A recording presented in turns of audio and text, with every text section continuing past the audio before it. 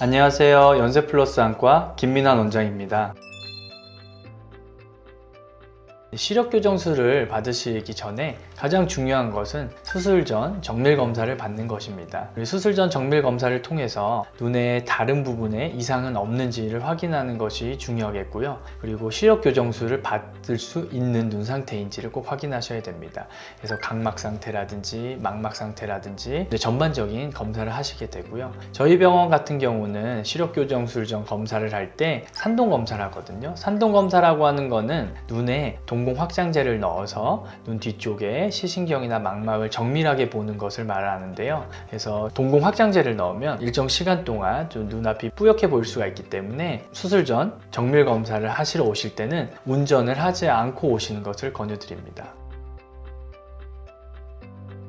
수술 전 정밀 검사를 할 때도 그렇고 수술 당일도 마찬가지인데요. 수술 전에 렌즈는 일정 기간 동안은 착용을 안 하시는 게 좋습니다. 우리 흔히 렌즈라고 하면 일반적으로 소프트 렌즈 같은 경우는 약 일주일 정도, 하드 렌즈 같은 경우는 한 2주일 정도, 드림 렌즈 같은 경우는 약 한 달 정도를 착용하지 말고 수술 받으러 오시라고 말씀드리는데요. 수술 전 정밀 검사 때 그리고 수술 당일에도 렌즈를 착용하지 않고 오셔야지 좀 더 정확한 눈 상태의 파악이 가능합니다. 우리가 렌즈를 착용하게 되면은 이 각막 표면에 영향을 줘서 각막의 모양을 변형시킬 수가 있거든요. 그렇게 되면은 이 검사의 정확도가 좀 떨어질 수가 있기 때문에 아까 말씀드린 기간만큼은 렌즈를 착용하지 않고 오시는 것을 권유드립니다.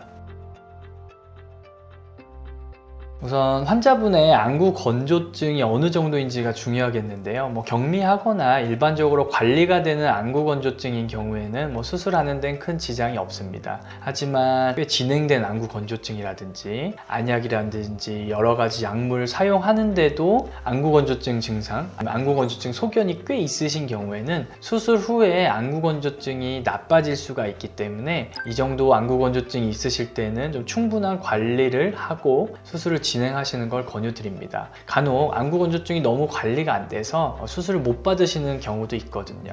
그래서 우리가 수술 전 정밀 검사를 할 때 안구 건조증 상태에 대한 평가도 확실하게 하는 게 중요하고요. 치료가 필요하다면 일정 기간은 수술을 좀 미루고 그 기간 동안 안구 건조증에 대해서 집중적인 치료를 하는 게 필요하고요. 환자분 증상도 어느 정도 개선이 되어야 되고 또 환자분의 안구 건조증 상태도 좀 좋아진 후에 수술 받는 것을 권유드립니다.